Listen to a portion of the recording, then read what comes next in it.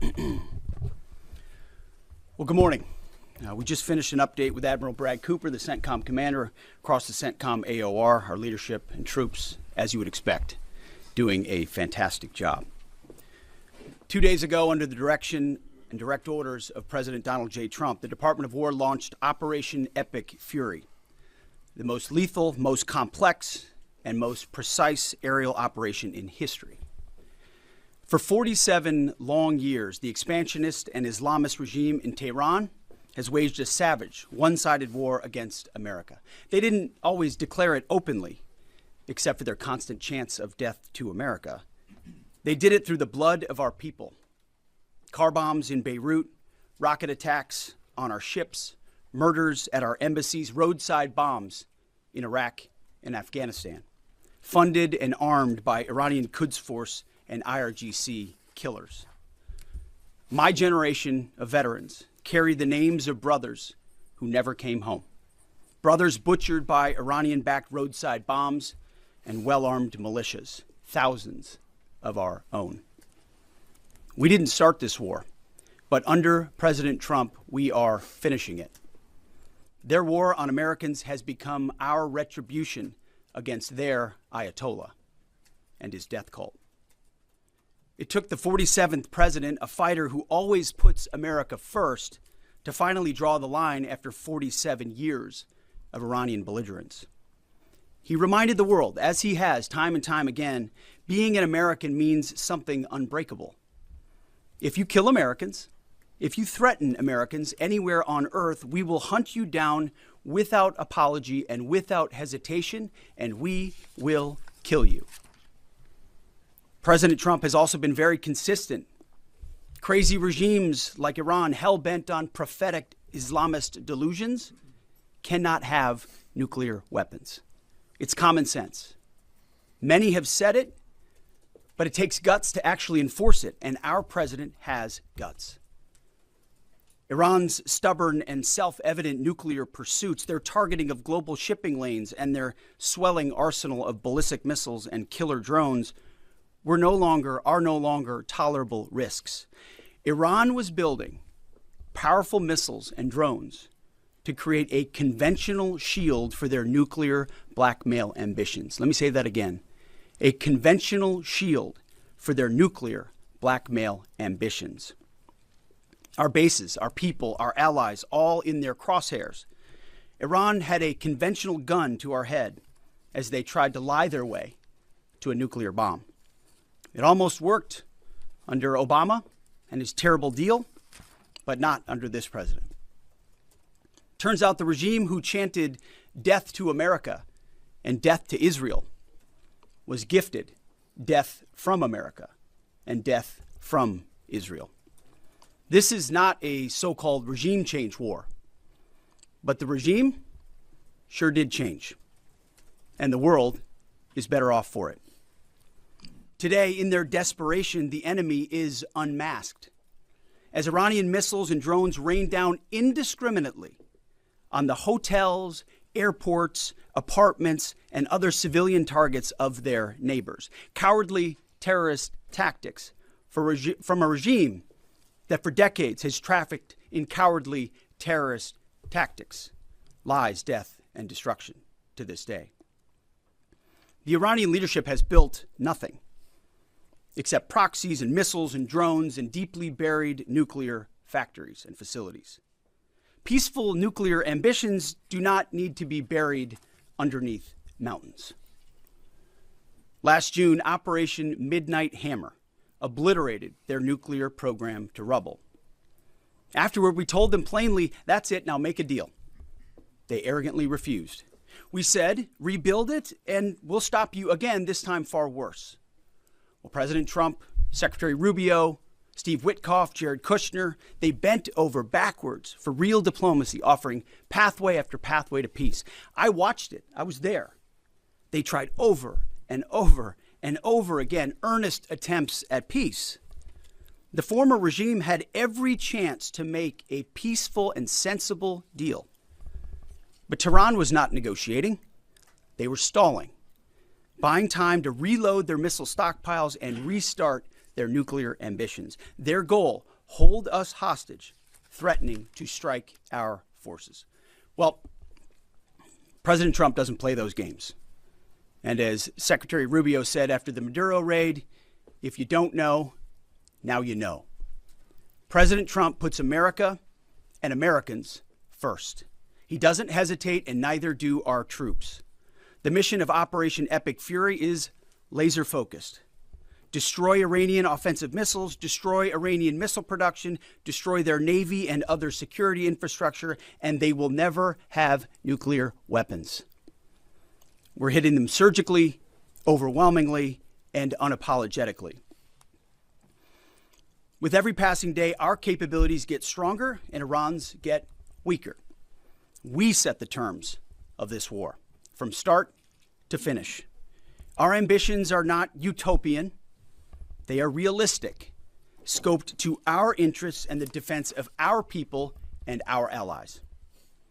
Speaking of people, we hope the Iranian people take advantage of this incredible opportunity. President Trump has been clear, now is your time. To Iranian security forces, choose wisely. President Trump has also been clear about your fate in either direction. To the media outlets and political left screaming endless wars, stop. This is not Iraq. This is not endless. I was there for both. Our generation knows better, and so does this president. He called the last 20 years of nation-building wars dumb, and he's right. This is the opposite.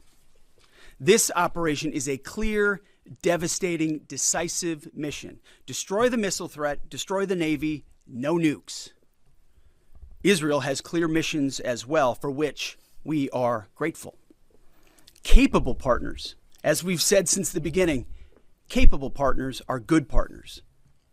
Unlike so many of our traditional allies who wring their hands and clutch their pearls, hemming and hawing about the use of force. America, regardless of what so-called international institutions say, is unleashing the most lethal and precise air power campaign in history.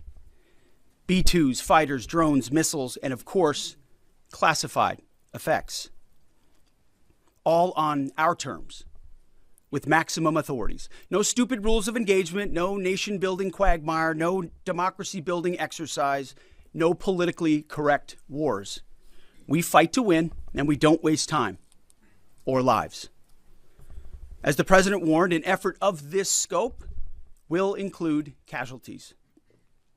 War is hell, and always will be. A grateful nation honors the 4 Americans we have lost thus far and those injured. The absolute best of America. May we prosecute the remainder of this operation in a manner that honors them. No apologies, no hesitation, epic fury for them and the thousands of Americans before them, taken too soon by Iranian radicals. Before I turn it over to General Caine for the operational update, let me speak straight to you, the Joint Force, our warriors on the front lines. This is your moment. This is the generational turning point America has waited for since 1979, and since the rudderless wars of hubris, my generation, our generation, endured. Don't listen to the noise. Just stay focused. Our commander-in-chief is steady at the wheel. We face a determined enemy, but you are better. But we must prove it every single day. History doesn't care if we're tired, if we're scared, or if the fight feels big. It demands warriors who rise anyway. Peace through strength, the warrior ethos, lethality, unity of purpose, those are not slogans. They're the beating heart of what it means to wear the uniform, that uniform. You think clearly under fire, you act decisively in chaos, you uphold the Constitution, and you uphold our country without hesitation. We are not defenders anymore. We are warriors, trained to kill the enemy and break their will. History is watching. Be the force you swore an oath to be, focused, disciplined, lethal, and unbreakable. We will finish this on America First conditions of President Trump's choosing. Nobody else's, as it should be. And know this above all, President Trump and I have your back, always. Through fire, through criticism, through fake news, through everything. We unleash you because you are the best, most powerful, most lethal fighting force the world has ever seen. May Almighty God watch over you, and his providential arms of protection extend over you. Godspeed, warriors, and keep going. General Caine, over to you. Thank you, Mr. Secretary, and good morning, everyone. The purpose of my portion of the briefing today is to update you and the American people on the actions taken thus far. The briefing will discuss the preparation, the planning, setting the force, the early operations, and how we're assessing the progress thus far. So let's get started. On Saturday, 28 February, at 01:15 Eastern Standard Time, 9:45 a.m. local Tehran time, on the orders of the President of the United States, U.S. Central Command, under the command of United States Navy Admiral Brad Cooper, commenced Operation Epic Fury. As I said, I'm going to walk you through the initial phases of the operation, but first I want to express my deep condolences and the condolences of the Joint Force to the Department of War personnel killed and wounded in actions thus far. As the Secretary said, they're heroes and represent the best of our nation has to offer. They're true examples of what selfless service means. Our deepest and heartfelt condolences are with their families, their friends, and their units. We grieve with you, and we will never forget you. Additionally, I stand here before you today grateful for each service member, planner, logistician, operator across our joint force, for our Department of War civilians, our intelligence community teammates, our interagency teammates who continue to stand in harm's way alongside us. I am proud of all of you as you take the fight to the enemy, and we are the best in the world at integrating, period. I want to extend my personal gratitude to the dedicated commanders and senior enlisted leaders and the enlisted members of the Joint Force who are fighting this fight across the CENTCOM AOR. In addition to Admiral Cooper and Fleet Master Chief Compton, I want to highlight a few today. U.S. Army Central Command Commander Lieutenant General Pat Frank, who, along with his team, are fighting the counter-missile and counter-drone fight. United States Navy Central Command Commander Vice Admiral Kurt Renshaw and his team, who are engaged with the Iranian Navy and projecting American naval combat power from the seas. And United States Air Force Central Command Commander Lieutenant General Derek France and his leadership team, who are crushing Iranian targets from the air. I want to highlight the support to the CENTCOM fight from other combatant commands who are directly involved with this effort, to include U.S. Spacecom, U.S. Cybercom, and U.S. EUCOM. I also want to specifically call out United States Transportation Command and U.S. STRATCOM for their contributions to this fight. We cannot project American combat power at the time and place of our choosing without both. And finally, I want to express how deeply thankful I am for the continued service and sacrifice of the entire Joint Force and their families. Their unwavering commitment and dedication are the cornerstones of this effort. So let me start with a few details. First, to be clear, as the Secretary said, this is not a single overnight operation. The military objectives that CENTCOM and the Joint Force have been tasked with will take some time to achieve, and in some cases will be difficult and gritty work. We expect to take additional losses, and as always, we will work to minimize U.S. losses. But as the Secretary said, this is major combat operations. So let me talk about the preparation and the planning. On February 28th, the full strength of America's armed forces came together in a unified purpose against a capable and determined adversary. The United States Army, Navy, Marine Corps, Air Force, Space Force, Coast Guard, and our reserve components integrated across our combatant commands and began coordinated operations with the Israeli armed forces of an unprecedented scale. As the Secretary laid out, our military objectives are clear. Our mission is to protect and defend ourselves and, together with our regional partners, prevent Iran from the ability to project power outside of its borders and be ready for follow-on actions as appropriate.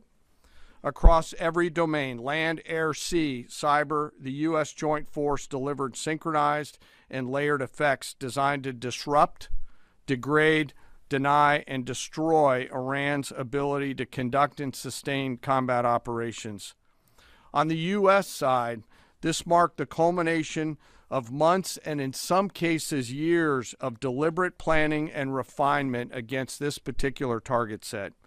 From precision strikes against key military infrastructure to persistent intelligence and targeting integration to the close coordination of the components across vast distances, this operation again demonstrated America's reach, readiness, and professionalism, and that of our joint united force.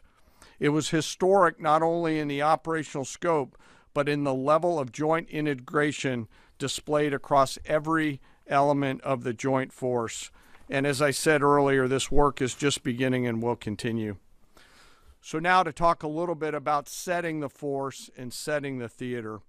On the order of the Secretary of War over the last 30 days to reinforce deterrence and provide the President with credible options should action be required, the Joint Force began to systematically reposition assets and personnel across the region.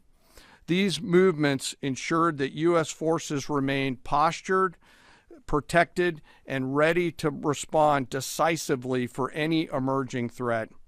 This deployment included thousands of service members from all branches, hundreds of advanced 4th and 5th generation fighters, dozens of refueling tankers, the Lincoln and Ford Carrier Strike Group and their embarked air wings, sustained flow of munitions, fuel, supplies, all supported with command and control, intelligence, surveillance, and reconnaissance network. And the flow of forces continues today. In fact, Admiral Cooper will receive additional forces even today. This rapid buildup of forces demonstrated the joint forces' ability to adapt and project power at the time and place of our nation's choosing. I want to highlight a couple specific cases for you. The Gerald R. Ford Carrier Strike Group, which many of you know was down in the Western Hemisphere, redeployed across the Atlantic to set the theater. The ship, her crew, their families, and the entire strike group took a deep breath and, as they always do, began planning to conduct combat operations. The integrated Reserve and National Guard forces have continued to demonstrate the value of America's reserve forces, including the Wisconsin Army National Guard operating in Kuwait and Iraq, and Air National Guard units from a variety of states to include Vermont and Virginia. In the case of the Vermont Air National Guard and the 158th Fighter Wing, they were mobilized for Operation Absolute Resolve and then were tasked to take their F-35As across the Atlantic instead of going home to be prepared to support this operation. The same is with our Air National Guard and Air Force Reserve Command tanker and mobility forces, who stepped right out of their civilian jobs to deploy and to protect the region. Lastly, I want to highlight the unsung heroes of warfare, our American logisticians and sustainment force, those who quietly work every day behind the scenes to project and sustain America's combat power. Our leaders from World War II were right when they said professionals do logistics. As regional tensions rose, the Joint Force elevated our force protection measures on the order of the Secretary and repositioned discreetly civilians and non-essential personnel designed to ensure the safety and security of our joint force. By the time operations began, only essential forces remained on our bases and in theater, all ready, capable to respond. So now let me move to H hour. At 3:38 p.m. on Friday, February 27th, the United States Central Command, through the Secretary of War, received the final go order from President Trump. The President directed, and I quote, "Operation Epic Fury is approved. No aborts, good luck, close quote. In the region, every element of the joint force made their final preparations. Air defense batteries readied themselves, checking their systems to respond to Iranian attacks. Pilots and crews rehearsed their strike packages for the final time. Air crews began loading their final weapons, and 2 carrier strike groups began to move towards their launching points. Across the globe, our operations centers came alive in Tampa, Florida, here at the Pentagon, and of course forward in the Central Command AOR. As always, operational security was paramount as we sought to maintain and sustain the element of surprise. This operation was highly classified so that at H hour, the enemy would see one thing: speed, surprise, and violence of action.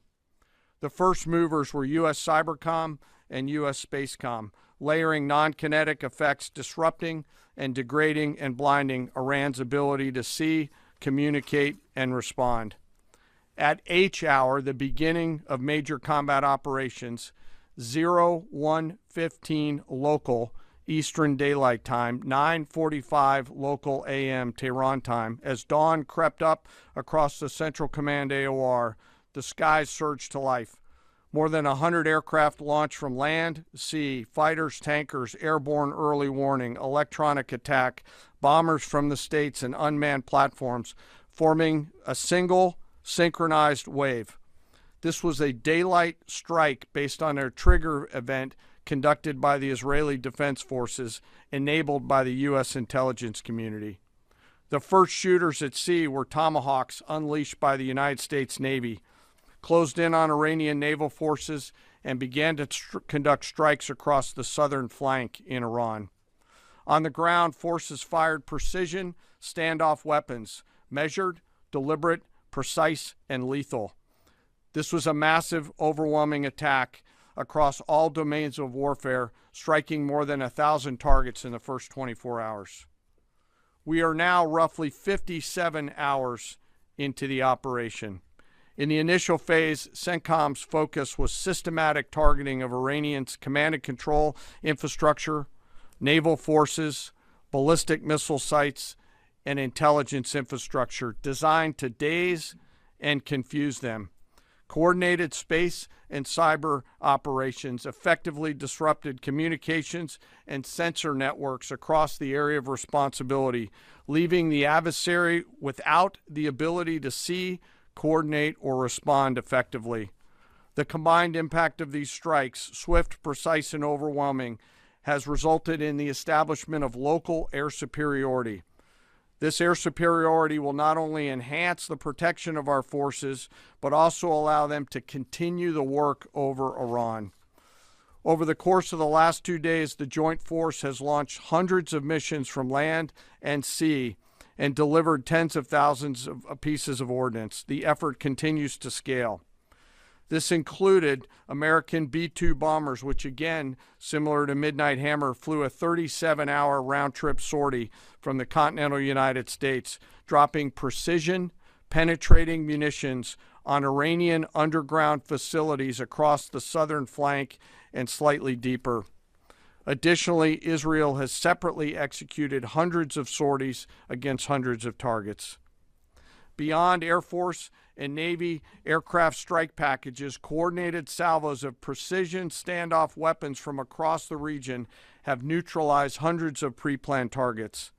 As I mentioned earlier, in support of these kinetic operations, U.S. Cybercom and Spacecom have continuously layered effects to disrupt, disorient, and confuse the enemy. I will note that this operation had several combat firsts, which I'll allow at some point in the future Admiral Cooper to talk about, since he owns the AOR. While we've prosecuted a relentless offensive campaign, our defense has been equally important. Across the theater, operations have remained steady and disciplined. Once again, our integrated air and missile defense network is performing exactly as it's intended. U.S. Patriot and THAAD batteries, along with ballistic missile defense-capable Navy destroyers, continue to coordinate and execute intercepts with precision and consistency. I wish that every American could hear the voice communications like I have as these joint operations centers remain calm, focused, and cool while executing under fire over and over again. Collectively, these systems have intercepted hundreds of ballistic missiles targeting U.S. forces, our partners, and regional stability. The threat from one-way attack UAVs has remained persistent. Our systems have proven effective in countering these platforms, engaging targets rapidly. Each intercept represents hundreds of hours of training, readiness, and technology all coming together to work as designed. We will remain vigilant in the counter-UAV fight. And the defense of the region is not ours alone. As the threat grew, our partners surged in beside us.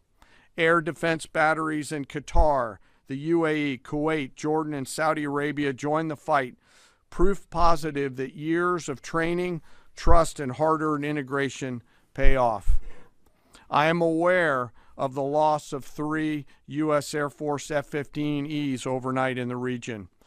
I am grateful for the safety of the crews, and we know that this was not from hostile enemy fire. As this matter's under investigation, I'll not comment further on this.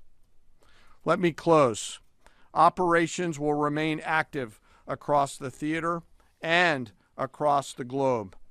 The U.S. forces are postured not only to maintain pressure, but to respond and adapt as required. Operation Epic Fury stands as a reminder of what the United States military uniquely delivers: the ability to project power on a global scale with speed, surprise, precision, and overwhelming force when and where our nation requires it. What we've demonstrated over the past several days reflects years of investment in readiness, joint integration, and professionalism of the joint force. As major combat operations continue across CENTCOM, we remain engaged globally. America's joint force retains the credibility, capacity, and flexibility to respond to any contingency anywhere in the world at any time. To those who would test our resolve or threaten the United States, our allies, or our interests, understand clearly we can reach you, we can sustain the fight, and we can scale the fight, and we will prevail. To the American people, your joint force remains steady, frosty, calm, and focused. Your service members are trained, disciplined, and determined. We understand the risks of this mission and the weight of the responsibility that we carry. We also recognize that our families also shoulder the burden at home. You are a part of this too. I am proud today, as I am every day, to stand as a member of America's joint force. There is no mission too complex, no distance too great, and no adversary too determined for the men and women who wear our nation's uniform. We mourn our fallen, we honor their families, and we continue our mission with focus, unity, and strength. And now I'm happy to take any questions. Thank you, Mr. Chairman. Right here. Go ahead. Thank you for your time. What percentage of Iranian long-strike capabilities are still in the fight, and what is our exit strategy here, and when will it be deployed? Well, they have long-range strike capabilities, which we are hyper-focused on. The brief we got just this morning, Admiral Cooper knows exactly and precisely what kind of threat matrix he's looking at, the way they might change their techniques, and how we adapt to that. So we're making sure the theater commander has absolutely everything he needs. I mean, one of the things the chairman mentioned is for months and months, even before we built up, we ensured that we had maximum defensive capabilities in theater to allow the president the decision space in the future. So even before this build-up in the last 30 days, we discreetly brought defensive assets in to make sure, understanding that there are Iranian capabilities. As far as time frame, I would never hang a time frame from our perspective. The commander-in-chief sets the op tempo and terms of this fight. As I said, it's on his terms. And we'll make sure that Admiral Cooper and his team have everything they need, not just to defend. I mean, the best defense is good offense. And so we're aggressively pushing into that airspace over that southern flank to ensure that we control it and we destroy anything that moves that would attempt to shoot us. Think of it as shooting the archer instead of the arrows. That's where we want to be. And we have the kind of exquisite intelligence to get over the top, find that and destroy it. It won't happen overnight. This is a big battle space with a lot of capabilities. That's part of the reason why it's such a threat to us. That's why I talk about conventional umbrella to blackmail nuclear ambitions. They were building up this conventional arsenal in order to ensure that no one would ever block them from their ability to get nuclear weapons. So we're very clear-eyed about the nature of this Iranian threat, and we're going to get after it. I don't know if you have anything to add to that, Mr. Chairman. Thank you for the question. The only thing I'll add is that unlike an operation, a single operation like Midnight Hammer or Absolute Resolve, it'll take some time for us to conduct battle damage assessment, and the targeting cycle that CENTCOM will run will take those things into effect. Admiral Cooper will adjust his plan and fires accordingly to ensure that we're attriting that. He's focused on long-range strike capability coming out of the enemy, and that's a key and essential part of it. Of the capabilities that still exist from the enemy front. Yeah, that's what I mean when I say we're still doing BDA. Normally we'd be able to see a singular thing and we'd assess pretty quickly. He's doing offense and assessment simultaneously, so it'll take longer for us to assess than it would in a single operation. Secretary Hegseth, thank you. Reagan Reese with the Daily Caller. 2 questions for you. The president said yesterday in his video message that we will leave Iran when we complete all of our objectives. What are our objectives, and can you share more information on how the soldiers who were killed were killed? Well, I laid out the objectives, as did the chairman. They're completely nested. I mean, Iran has an ability to project power against us and our allies in ways that we can't tolerate. So whether that's ballistic missiles and drones, so offensive capabilities, effectively their Navy, which would attempt to set other terms and impose different costs, drone capabilities, which we laid out there. And ultimately, though, this tying it back to Midnight Hammer, the president has been willing to make a deal.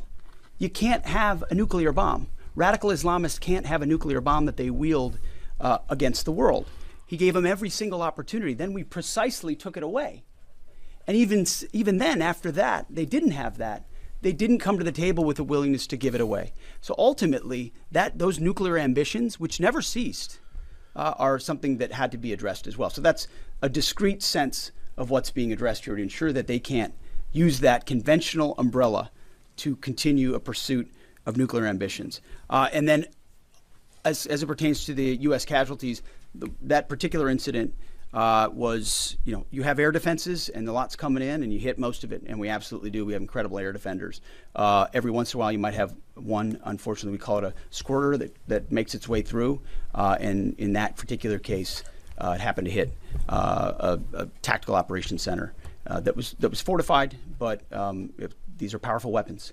So we certainly will do, as I said, moments like that, as we remember them and we take care of them and take care of their families, only stiffen our resolve to ensure that we do this properly. Thank you. Yep. Right here. Thank you, Secretary Hegseth. I had 2 questions for you. First, are there currently any American boots on the ground in Iran?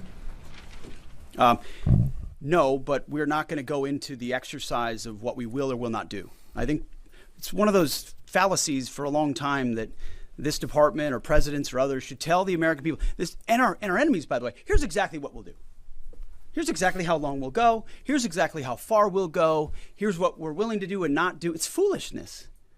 And so President Trump ensures that our enemies understand we'll go as far as we need to go to advance American interests. But we're not dumb about it. You don't have to roll 200,000 people in there and stay for 20 years. We've proven that you can achieve objectives that advance American interests without being foolish about it. Now, will we be bold about it? Are we willing to be decisive about it? Do we put months and months of planning into what kind of effects we want to achieve? Absolutely. But going forward, why in the world would we tell you, the enemy, anybody, what we will or will not do in pursuit of an objective? We fight to win. We fight to achieve the objectives the President of the United States has laid out. And we will do so unapologetically. Thank you. Is there any significance to Israel carrying out this strike to kill the Ayatollah? And I wanted to know, what was your immediate reaction to finding out about his killing? I think Israel did a great job in the conduct of that operation. President Trump put a 4-week Here you go, timeline right on here, it. Are you please. saying that's wrong? Yeah, thank you.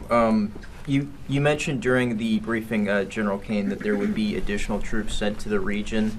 Could you say how many troops currently are involved in this operation and how many additional troops are planned to go in this next phase? I don't want to talk specifics because that would tip the enemy off. We have more tactical aviation flowing into theater just based on the time it took to get it out there. I think we're just about where we want to be in terms of total combat capacity and total combat power for Admiral Cooper. One of the things, though, that a commander, he'll consistently assess the trajectory of the campaign. Is he on or off trajectory? And then make an ask of the joint force, which will then develop options for consideration by the Secretary and the President to either increase or in some cases decrease the amount of combat capability that we have over there.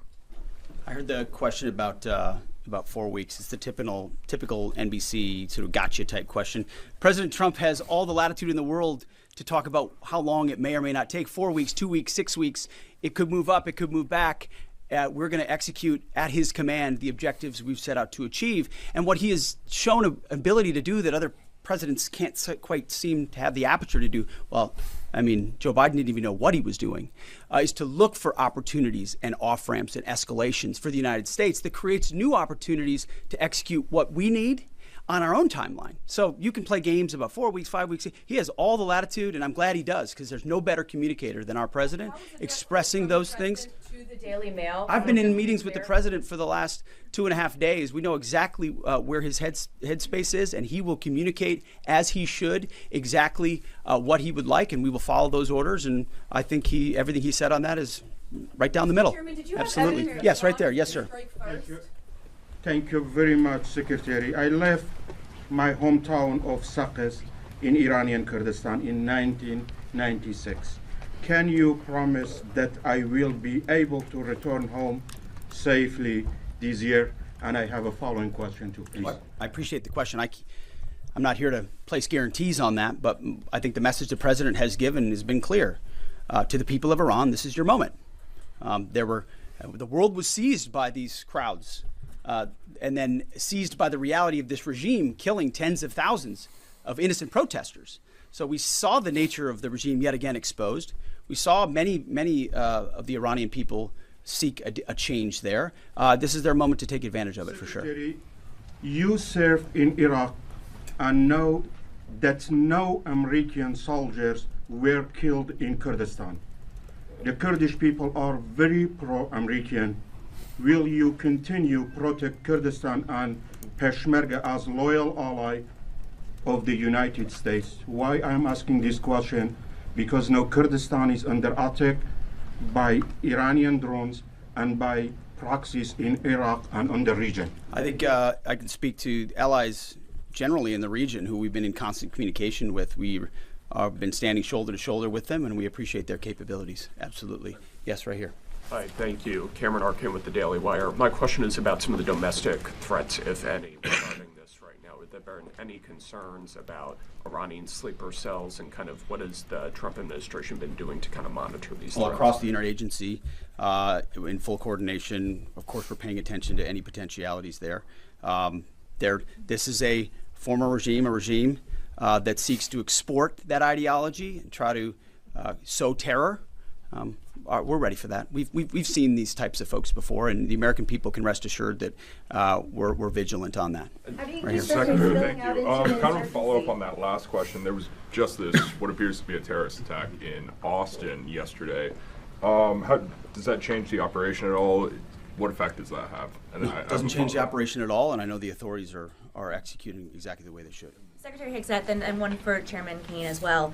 I understand, to your point here, that you don't want to broadcast everything for our adversaries to hear, but the American people also want to know what they're sending their men and women to war for. Is there a concern of this spiraling into a longer war? And then one for the chairman when you're done. Did you not hear my remarks? I mean, we're ensuring the mission gets accomplished, but we are very clear-eyed, as the president has been, unlike other presidents, about the foolish policies of the past that recklessly pulled us in to things that were not tethered to actual clear objectives. So we know. We have plans, we have generals, we have chairmen, we have commanders, CENTCOM commanders, Admiral Cooper, who's executing very deliberately to ensure outcomes that I laid out are accomplished. But we would never, in front of a press pool, lay out how long that may take. The mission for our warfighters, which is what matters to us, is very, very clear. And they're executing it right now violently. And just for the chairman quickly, I have one for the chairman. You said this is not a one-night operation. It will take time to achieve the goals. What would be the goal line here for you? I think the Secretary laid out the military objectives, and that's what we execute against is the military objectives. Last one right here. Thank you, sir. As you've said, there are a large amount of U.S. service members that are in harm's way right now. What is your prayer for them? First of all, my prayer for them is that I do pray for them. My wife prays for them. Our family prays for them. Our cabinet prays for them. None of this is done on a whim. Having been in their boots, having been in their shoes, having been in their flight suits, I know we think about them with every decision that we make and every recommendation that we make to the President of the United States. Those recommendations are made prayerfully. And when I pray every day for them and for this mission, I pray simply for the biblical wisdom to see what is right and the courage to do it. It's going to take courage to follow through on this. There's going to be a lot of noise, and we pray for that, and we hope all of you do as well. Thank you very much. If you like this video, then like, share, and subscribe to Mirror Now.